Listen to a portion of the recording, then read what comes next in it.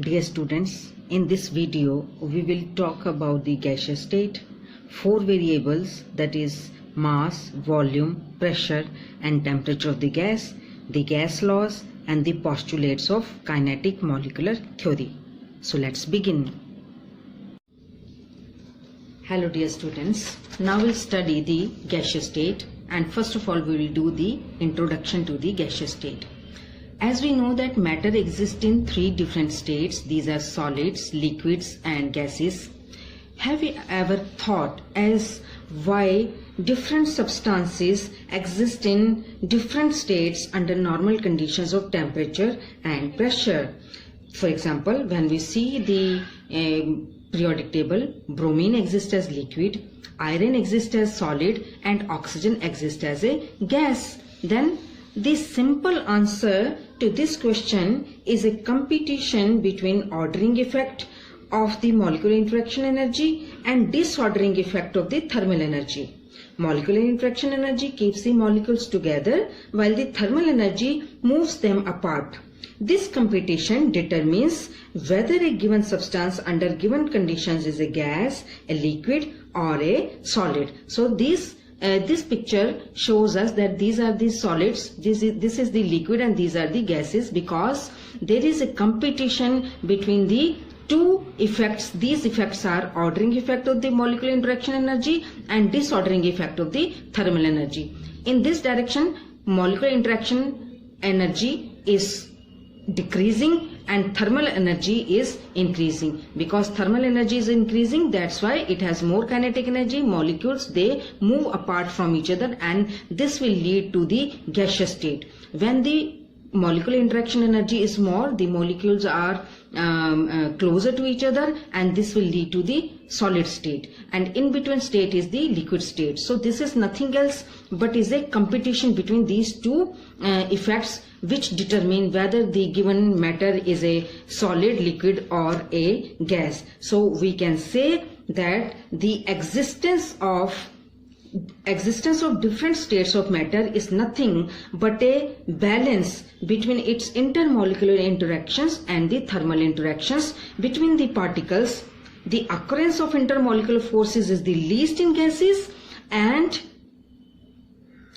most in the solids, whereas the occurrence of thermal energy is the least in solids and the most in gases. So this is clear to us now. And in the periodic table we have only 11 elements which exist as gas under normal conditions of temperature and pressure, and these are nothing else but as hydrogen, helium, nitrogen, oxygen, fluorine, chlorine, neon, argon, krypton, xenon and radon.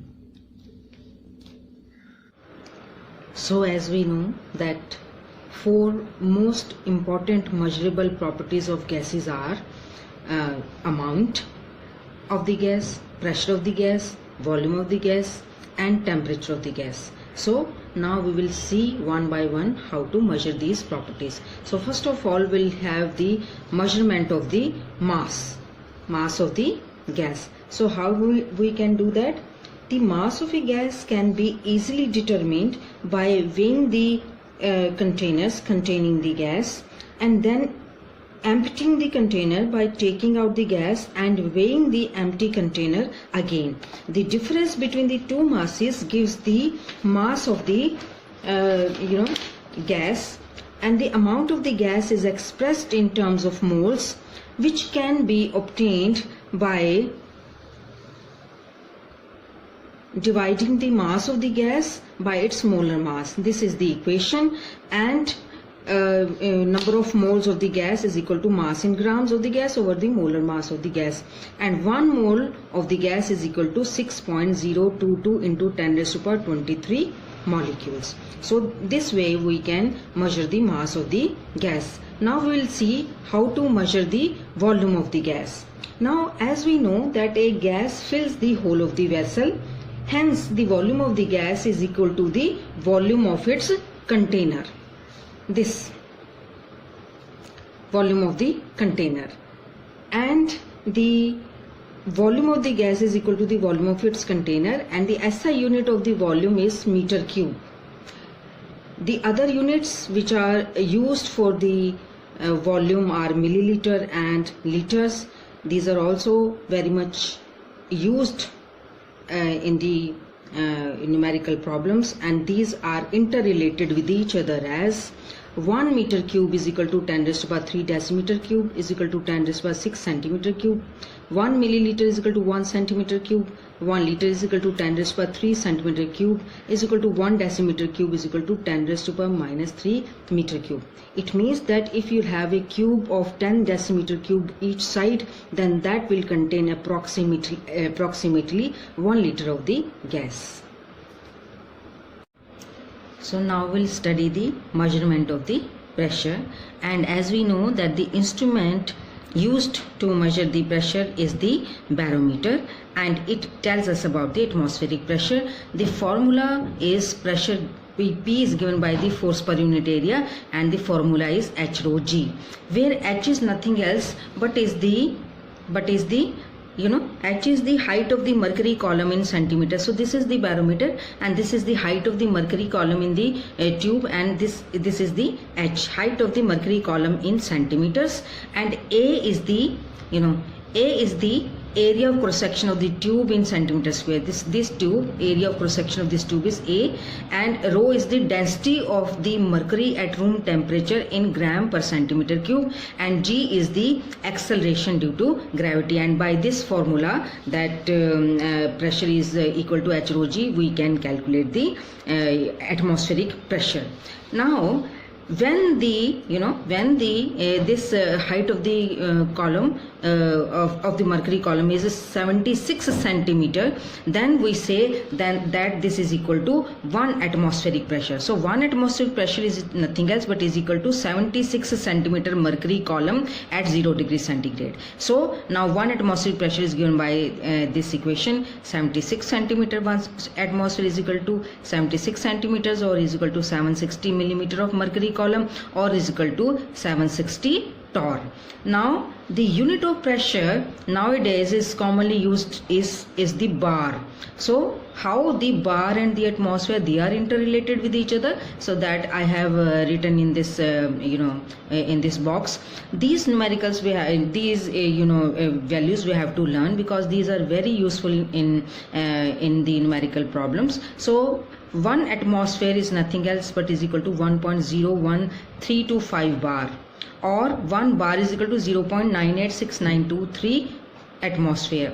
The SI unit for pressure is pascals also. What is 1 pascal? 1 pascal is equal to 1 Newton per meter square, which is equal to 1 kilogram meter minus 1 S minus 2, or 1 atmosphere is equal to 1.01325 pascals, or Newton meter minus 2, or is equal to 1.01325 into 10 raised to 5 pascals Newton meter minus 2, or 1 bar is equal to 10 raised to 5 pascals or Newton meter minus 2, because 1 bar is equal to 10 raised to power 5 pascals. It is easy to remember. That's why nowadays 1 bar is used so many times, or very commonly used to denote the pressure.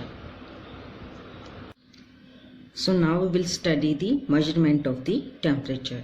As we know that temperature is the measure of the hotness or coolness of the body. So here we can see that there is a gas at low temperature, this is the gas at high temperature. So when the temperature is low, then kinetic energy is also low of the molecules of the gas. As we know that kinetic energy is directly proportional to temperature. If the temperature is low, kinetic energy of the molecules will be low, and their velocity will also be low. And the volume of the gases is directly proportional to temperature. When the temperature is low, volume of the gases is also low. So this is at high temperature. When it is at high temperature, molecules, they have high kinetic energy. Here they have low kinetic energy, and at high temperature the molecules of the gas, they have high kinetic energy.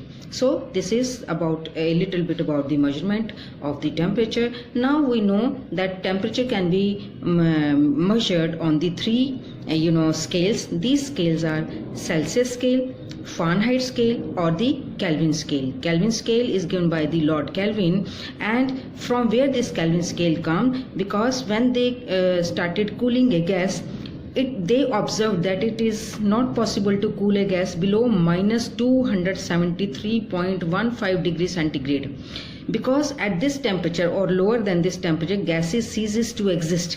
So what does this mean? That this is the lowest temperature that can be attained. So this temperature Lord Kelvin named as the Kelvin scale, and hence this temperature minus 273.15 degrees centigrade is treated as 0 Kelvin. So the equation then becomes minus 273.15 degrees centigrade is equal to 0 Kelvin, or if you want to convert the temperature in the Kelvin from the Celsius, then the formula is Kelvin is given by degree centigrade plus 273.15. Now we will study the gas laws, and the first law is the Boyle's law. As we have done, mass, volume, pressure and temperature, they are interrelated with each other, and these are called as the interrelation of these is called as the gas laws. And the first law we will do the Boyle's law.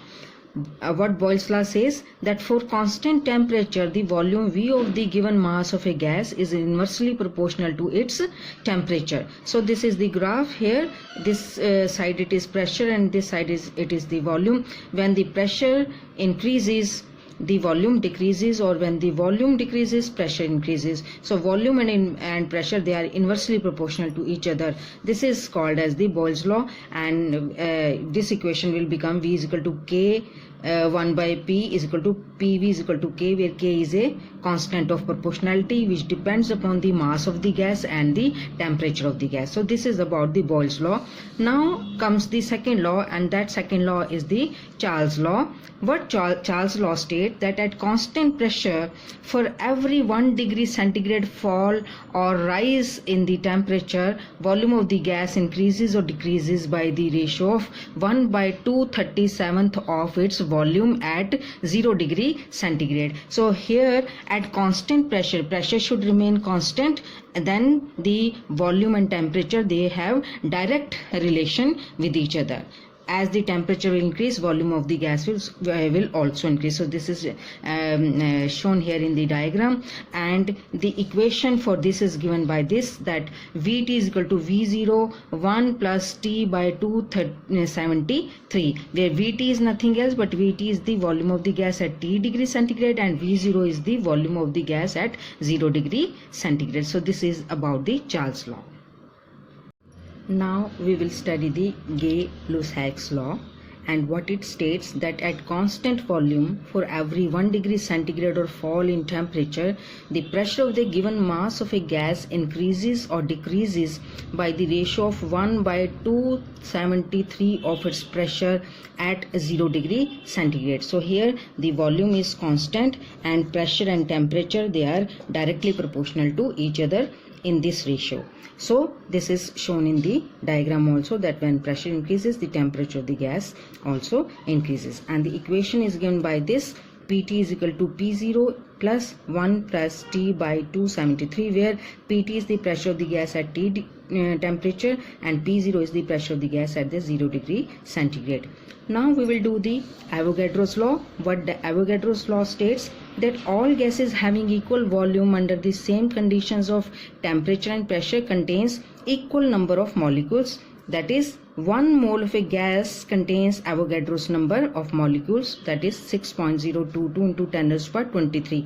What does this mean? It implies that 1 mole of each gas at the same temperature and pressure should have the same volume. So this is the Avogadro's law, and now we'll do the Dalton's law. And what Dalton's law states, suppose we have a mixture of gases in a container, then each gas has some partial pressure, then the total pressure of the gas is equal to the sum of the partial pressures of all the gases. So for example, we have n gases in the same container. The first gas has the partial pressure 1 P1, the second has P2, third has P3, and so on. Then the total pressure of that container or that vessel, total pressure of all the gases nothing else but is the sum of all the gases. So this is P is the total pressure of the gas, and these are the P1, P2, P3 and so on are the partial pressure of the gases which are present together in the vessel. So this is the Dalton's law. So now we will do the ideal gas equation. This ideal gas equation is nothing else but is equal to PV is equal to nRT. From where it comes? By combining the Boyle's law, Charles' law and the Avogadro's law. We have seen that the volume is dependent on different variables, and suppose in the Boyle's law V is inversely proportional to P, and in the Charles' law V is directly proportional to T, and in the Avogadro's law V is directly proportional to N. So combining all these equations, we'll have that V is proportional to NT by P, and this will be equal to R NT by P, where R is nothing else but is a gas constant or the proportionality constant. So with this the equation will become PV is equal to nRT, and this is nothing else but this is called as the ideal gas equation. So R is the gas constant, it has many values. These are written here and we have to learn this is the R is equal to 0.08206 liter atmosphere per Kelvin per mole, or is equal to 0.08314 liter bar per Kelvin per mole, or 8.314 joules per Kelvin per mole, or 1.987 calories per Kelvin per mole.